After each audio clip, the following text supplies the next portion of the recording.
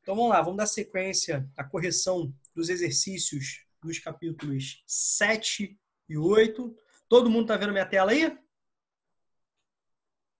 Yes. Show? Beleza. Então nós já fizemos a questão de número 1, né? Vamos lá, vamos arrebentar aqui na questão de número 2. Vamos aproveitar e, como de costume, vamos fazer uma revisão e eu vou dar um esquema bacanaço para vocês, tá? Vou fazer um esqueminha aqui para ninguém se confundir, porque essas nomenclaturas, né, sobre população são importantíssimas, né? O domínio, né, de determinados conceitos são fundamentais. E um conceito é relacionado a outro, né? E às vezes a gente tem dificuldade na hora de resolver uma questão, na hora de ler um texto, né? A gente até erra, porque isso pode devido, né, à confusão que acontece, né, a dúvida, tá bom? Porque olha só, a questão número 2 que a gente está agora. Aqui ela está exigindo um conceito, olha só. Explique o que é PEA, tá bom? Então temos aqui, ó, explique o que é PEA e na sequência nós temos, né, ó, um verbo de comando, um verbo explicar, na sequência um segundo verbo que é apontar. Quantos membros da sua família pertencem a esse conjunto? Então, embora a segunda parte seja pessoal, né, obviamente, ela só pode ser respondida, né, corretamente caso você tenha um entendimento do que significa PEA, tá bom? Eu vou fazer aqui um esquema, eu vou fazer de forma abreviada, já dou atenção para vocês, de forma abreviada, mas eu queria muito que vocês colocassem isso no caderno de vocês depois bonitinho, tá? Vou abreviar aqui para vocês, tá bom? Porque é um esqueminha meio longo. Então, olha só, quando a gente fala de população, vou até colocar aqui, deixa eu ver se aqui para baixo tem mais espaço. Não, acho que vai ficar meio confuso, né? Se eu fizer para cá. Não tem como você fazer aquele gráfico, da transição demográfica? Diga. Eu fui olhar aqui no meu caderno, só que eu achei que, que eu sabia que falava sobre a peça, que eu não achei que tinha explicando o que era, mas acho que não tem, não. O que é PEA? Tem sim, tá no vídeo sobre a parte, né? Sobre o capítulo que fala sobre os setores da economia, né? As atividades econômicas, a divisão da população sobre os setores. Tá bom? Mas a gente vai revisar agora, Francisco, fica tranquilo. Show? Meus amores, vê se eu posso fazer isso aqui. Eu posso usar esse espaço aqui para responder a questão número 2, na verdade, para comentar um determinado ponto? Tá? Pode ser? Que aqui tem um espaço maior. Gente, olha só que bacana que eu vou falar para vocês. Aqui nós temos, olha só, população, tá bom? Então vocês vão colocar aí população no caderno de vocês. Se alguém quiser fazer comigo, pode ir fazendo aí, tá? Porque eu sou muito mais lento escrevendo aqui com o mouse do que vocês, né? Com o lápis, com a caneta de vocês. Coloca no rascunhozinho, depois passa limpo, bonito aí no caderno. População, tá? Beleza. O que acontece? Vamos falar de alguns conceitos. Vamos falar do conceito, né? Vamos puxar para cá. Um conceito que a gente vai chamar de população em idade ativa. Tudo bem? População em idade ativa. E vamos falar também, né? Aqui, ó, do percentual da população, do conjunto da população, né? De população em idade. Olha o N aqui, ó. Não ativa. Tudo bem? Beleza ou não? População em idade não ativa. O que acontece? Isso muda de país para país, né? Assim, a idade, né, é alterada de país para país. Aqui no Brasil, até mesmo o tipo de pesquisa. Tem algumas pesquisas que falam que a população, né, em idade ativa no Brasil é a população dos 10 anos até os 60 anos. Outros já falam, né, dos 15 anos, tá bom? Outros já falam dos 15 anos. Aí você fala, Rômulo, por que isso? Né? Porque são metodologias diferentes. E o que está no coração dessa brincadeira é o seguinte, pela legislação brasileira, né, pela Constituição brasileira, pelo Estatuto da Criança, né, do Adolescente, chamado ECA, o que acontece? Até 15 anos não pode trabalhar, é trabalho infantil. Tá bom? Então, Rômulo, mas por que considera-se, né, em determinadas pesquisas, utiliza-se a metodologia de considerar crianças a partir dos 10 anos inseridas na população em idade ativa, porque no Brasil ainda persiste muito o trabalho infantil. E uma parcela bem significativa dos jovens de determinadas regiões, das crianças, né? Melhor dizendo, de determinadas regiões que precisam trabalhar, inclusive em trabalhos como, por exemplo, né, que coloca em risco a própria vida, a própria saúde, né, a própria integridade física da criança, quebrando pedra, trabalhando em carvoarias, né, trabalhando em serviços braçais mais duros, utilizando produtos químicos, né, com prejuízo, né, muito forte, tanto psicológico como físico, né, muito forte, tá bom? E aqui no Brasil, né, a partir dos 16 anos, o jovem ele pode ser considerado aprendiz. Dos 16 até os 18, ele pode ser considerado aprendiz. Então, algumas empresas, inclusive, têm auxílios, vantagens, subsídios por parte do Estado para praticar o chamado programa do jovem aprendiz, por exemplo, né? Só que esse jovem, ele não pode trabalhar em 2 turnos. Ele só pode trabalhar ou de manhã ou à tarde. À noite, não pode trabalhar. Por que isso? Se ele trabalha de manhã, ele estuda à tarde. Se ele está estudando à tarde, ele trabalha de manhã, tá bom? Esse emprego não pode ter nenhum tipo de risco físico, psicológico, nada disso, tá? E a partir, então, né, permite-se a questão do jovem aprendiz. E a partir dos 18 anos, você tem o jovem empregado, né, podendo ser empregado normalmente. Beleza? Então, é o seguinte, dentro da população em idade ativa, a gente vai dividir isso aqui em 2 partes também. Uma é o que a gente vai chamar de PEA, que até a questão está exigindo. Tudo bem? A população economicamente ativa. Tranquilo? E aqui nós temos a população, tranquilo? Não economicamente ativa. Rômulo, o que é a PEA? A PEA corresponde, né, ao conjunto, né, da PIA, né, da população de idade ativa, que se encontra ocupada. Então, é a população ocupada economicamente. Rômulo, eu não entendi o que é ocupada, que está trabalhando, tá bom? Só que não se restringe a isso, também é a população, a chamada população desocupada. Rômulo, o que é a população desocupada? É a população que, embora não esteja trabalhando, está procurando emprego. Então, cuidado com você pegadinha de prova. A PEA não se refere apenas à população que está trabalhando, mas à população também que quer trabalhar, tá?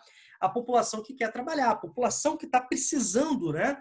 Está procurando trabalho, está desempregado. Aqui no Brasil, um dos problemas seríssimos, né? Antes da pandemia, nós tínhamos praticamente 13 milhões de desempregados, tá? Mais de 13 milhões, praticamente 13 milhões de empregados. Isso é mais do que a população de muito país, só para vocês terem uma ideia. Antes da pandemia, não estou nem falando da pandemia. E mais de 30 milhões de subempregados, população, né? Com trabalho irregular, sem registro profissional, ou seja, sem carteira assinada e, consequentemente, sem né, os seus direitos sociais trabalhistas garantidos. E se a gente juntar, presta bastante atenção, se a gente juntar, isso dados antes da pandemia, a população, né, desempregada, mais de praticamente 13 milhões, com a população que vive de bico, camelôs, ambulantes, serviços, né, de diaristas, né, desempregadas. Você pode repetir o que significa o POPD? Posso. População ocupada e população desocupada. Tá bom. Tá? Então, se a gente juntar, olha só, os 13 milhões de desempregados, mais os mais de 30 milhões de subempregados, sem carteira assinada, né? Mais a população que vive em condições, né, classificadas como pobreza extrema, isso significa, né, menos de $1 dia, né, a gente fizer uma relação aqui, a gente está falando mais ou menos R$5 dia, fazendo essa relação, isso dá mais de 70 milhões da população. Se a gente pensar que a população brasileira tem um total, segundo o IBGE esse ano, de 210 milhões, né, nós temos aí 1/3 da população brasileira, que o Brasil é o 6º país mais populoso do mundo, em condições precárias. que leva uma qualidade de vida ruim, ao desemprego, à miséria, à pobreza e, consequentemente, né, a violência. Tudo bem? Os altos índices de violência aumentam nesse processo. Aí a importância das políticas públicas, a importância, né, desse olhar público e com a geração de emprego, o Estado assumindo, né, seu papel, né, de pleno emprego, algo que a gente pode perceber que não acontece em países como o Brasil, né? Isso traz problemas seríssimos, né, para a economia, para a sociedade, para o próprio desenvolvimento total. Tranquilo? Então, o que é a PEA, né? É o conjunto da população, tudo bem? É o conjunto da população, tá? Que está empregada ou está procurando emprego, tudo bem? Então, a população, né, a PEA diz respeito ao conjunto de indivíduos que trabalham e estão, né, em busca de emprego, né? E que compõem um conjunto de mão de obra que pode contar, né, com os setores produtivos, ou seja, que dá vitalidade econômica. A população está ofertada ao trabalho, que paga impostos, que consome, né? Que dá vitalidade econômica. Tá legal? Certo? Isso aqui é extremamente importante. Então, gente, vamos voltar aqui um outro debate. Até aí tá tranquilo para vocês? Sim. Vamos pegar. Vamos imaginar que nós temos um jovem. Alguém tem irmão um pouco mais velho aí? Não. Eu tenho duas 5. irmãs. Fala um irmão que tenha mais de 18 anos, Francisco. Rafael. Rafael. Rafael tem quantos anos? 25. Ele tá trabalhando? 26. Tá. Então, o Rafael, eles têm idade ativa, concorda ou não? E ele também faz parte da PEA. Você tem algum... Agora imagina o seguinte, vamos imaginar que o Rafael... Vamos imaginar o seguinte, um jovem de 19 anos. Pode ser? Um aluno do São João Batista do 3º ano que está com 18 anos. Pode ser aí? Uhum. Completou o 3º ano. O que ele é? Estudante. Ele está fazendo parte da população idade ativa? Ele está fazendo parte da PIA? Tá. Certo?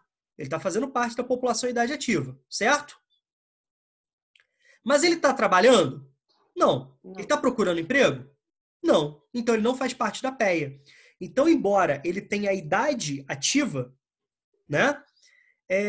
Ele não faz parte da população economicamente ativa. Ele não se enquadra como uma população ocupada, né, trabalhando, ou uma população desocupada, procurando emprego. Esse termo, né, desocupado, parece, né, um termo, um certo entendimento depreciativo, mas é a nomenclatura utilizada pelo IBGE. Tá bom? Entenderam essa relação, gente?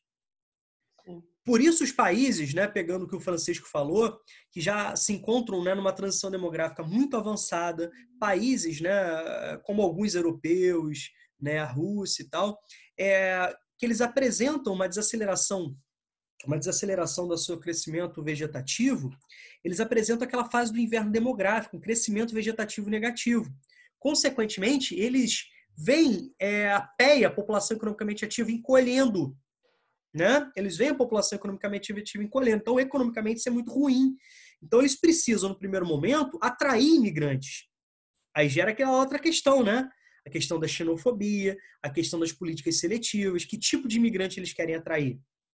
Certo?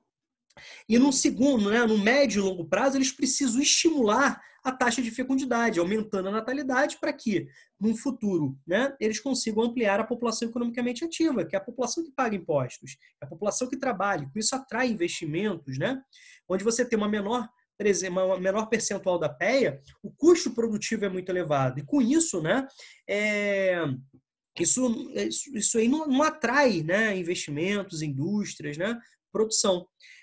Teve um vídeo que eu expliquei para vocês, que até, Francisco, um vídeo que eu cito para vocês na sequência, né, que você está falando da questão da PEA, é do bônus demográfico. O Brasil, por exemplo, é um país que se encontra na fase do bônus demográfico, onde você tem um conjunto da população chamada de população economicamente não dependente, que é maior, né, mais de 50%, do que da população dependente. O que é a população dependente? A população, né, de jovens, beleza? E a população de idosos. Então, hoje no Brasil, vivemos, né, já há algum tempo, um período de grande prosperidade econômica no que se refere à questão da fase do bônus demográfico. A China, por exemplo, como eu falei para vocês também no vídeo, ela abandona a política de filho único alguns anos atrás. Hoje, né, estimula-se 2 filhos, tendo como objetivo também um equilíbrio, a manutenção, né, por mais tempo dessa fase do bônus demográfico. Tá legal? Beleza? Tranquilo. Gente, entenderam o esqueminha que eu fiz? Uhum. Tá bom? Entenderam o esqueminha que eu fiz? Alguém quer perguntar alguma coisa? Não, deu pra entender bem. Tá? Então, ó, eu demorei um pouquinho explicando a questão 2, como eu fiz na 1, para a gente revisar com bastante cautela, com bastante cuidado, com bastante calma. E eu queria que vocês copiassem com bastante carinho esse esqueminha aqui, porque esse esqueminha aqui é muito legal, cara. Eu acho assim, ele é muito funcional para entender, tá bom? Então, eu faço direitinho o que significa, ó, população. Eu copiei com nome sem abreviação e com abreviação. Isso, perfeito, né? População e idade ativa, né? Anotem aí, população e idade não ativa, população economicamente ativa, população não economicamente ativa, população ocupada, população desocupada. Além de vocês colocarem nesse esqueminha, né? Como já foi falado, por extenso, o que significa, seria importante vocês também colocarem a definição. Tá bom? O que significa isso? Como, por exemplo, a questão número 2 pedia, né? O significado, a explicação de PEA. Tudo bem, gente? Tudo tranquilo? Tudo tranquilo. Tudo beleza? Essa é a nossa última aula com você antes do resto. Ah, é? Vocês estão felizes com isso, né? Poxa vida. Não. Não tô feliz, não. Tá? Aí, gente, a Sinceramente, segunda parte aqui, ó. Agora que vocês já sabem o que é PEA, vocês têm condições, né, de responder a segunda parte. Quantos membros da família de vocês pertencem a esse conjunto? Ou seja, que estão em idade ativa, tá bom? Que estão em idade ativa, vamos pegar como referência a idade ativa, né? A partir dos 15 anos. E que estão trabalhando ou procurando emprego. Inclusive, jovem aprendiz. Tá legal? Que estão trabalhando ou procurando emprego. Tá claro? Uhum. Tudo no esquema? Sim. Tudo no esquema aí? Uhum. Beleza? Vamos lá para fazer a 3, então? Para a gente finalizar aqui? Olha. Vamos lá fazer a 3 aqui, então. Será que dá tempo? Acho que dá sim. Já tem 32 minutos de aula. Acho que dá tempo sim, dá tranquilo sim. Vamos lá. O Lucan tá te chamando aqui no chat. Oi? O Lucan tá, professor, mandou assim. Não sei se ele quer falar alguma coisa. Lucão, pode falar aí, filho. Aula de vocês, pode falar que eu tô disponibilizando, eu tô gravando e tô disponibilizando a tela. Eu não consigo olhar chat, senão eu vou ter que sair aqui da tela. Ah, ele falou, pode continuar, depois eu falo. Não é sobre a aula. Beleza, então vamos lá. Vamos falar da 3 aqui, tá? Vamos falar da 3. Deixa eu ver se eu tiro isso daqui. Beleza. Vamos lá, então. Lucão, então depois que eu acabar aqui, eu te dou atenção, filho. O que contribui para o aumento de famílias, né? O que contribui para o aumento de famílias chefiadas por mulheres no Brasil? Questão extremamente importante, né? Que fala muito sobre a realidade brasileira. Tudo bem? Primeira situação, né? O avanço da mulher, né, no mercado de trabalho foi extremamente importante, é fruto de uma luta histórica, né? Obviamente, muitas mulheres tiveram que morrer, dar seu sangue, dar o seu suor, né? Para conseguir né, ter o direito que até então era restrito ao homem. A gente pode até perceber que é um dos grandes problemas estruturais no Brasil, né, estrutural de herança, né, da nossa sociedade patriarcal e inclusive escravocrata, se relaciona inclusive à lógica do subdesenvolvimento, se relaciona às características, né, econômicas do Brasil, né, então a gente precisa entender isso. No momento que o Brasil vai se tornando, né, uma lógica, pegando, né, aquela lógica urbano-industrial a partir de Vargas queria modernizar o Brasil, e modernizar o Brasil para Vargas era a mesma coisa que industrializá-lo. A gente vai ter um capítulo, né, para falar um pouquinho sobre a industrialização brasileira. O que acontece? Necessitava, né, exigia-se mão de obra, oferta de mão de obra abundante, barata, para atender os anseios das indústrias, do comércio, atrair multinacionais. Então pensem, né?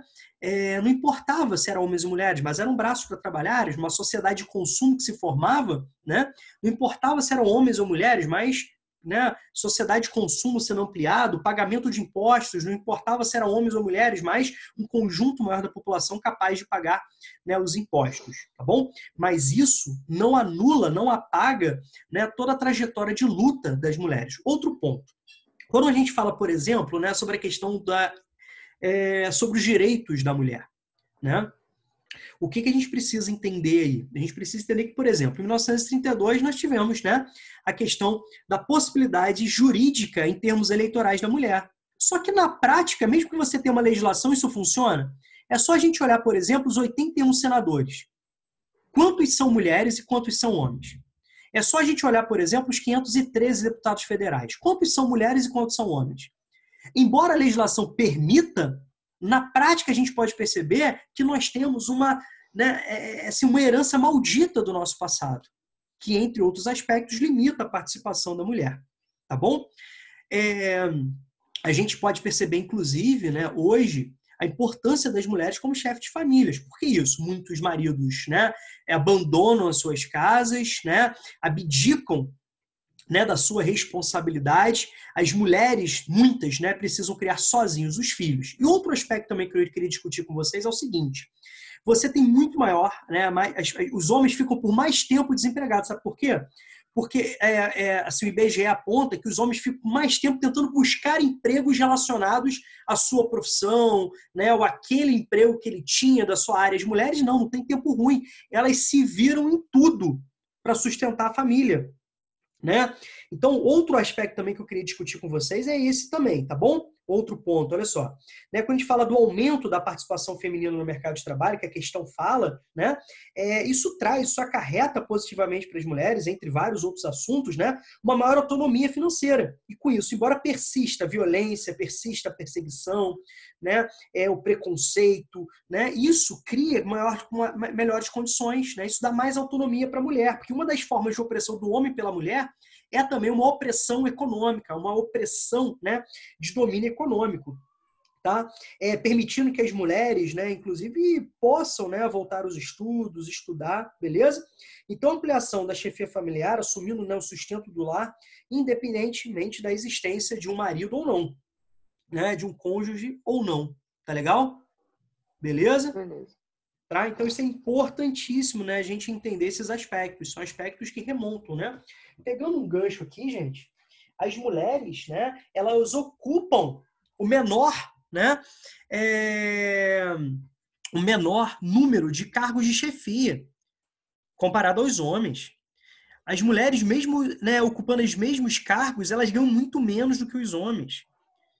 E se você juntar a mulher e a questão, né, negra, isso piora ainda mais. Se você comparar um homem branco a uma mulher negra, a gente vai perceber que, em média, as mulheres negras ganham 60% a menos, em média, mais de 60% um pouquinho, né, a menos, né, chega a quase a 65% do que um homem branco. Beleza? A gente vai discutir bastante aqui, ó, isso na questão número 4. A gente vai fazer na sequência, tá bom? Então, assim, a gente vai construindo o pensamento, a gente vai, né, apresentando, né, caracterizações ao longo do questionário, né, para a gente aprofundar conhecimento aí, tá bom? Gente, alguma dúvida? Fechou. Não. Não. Show de bola! Vamos lá.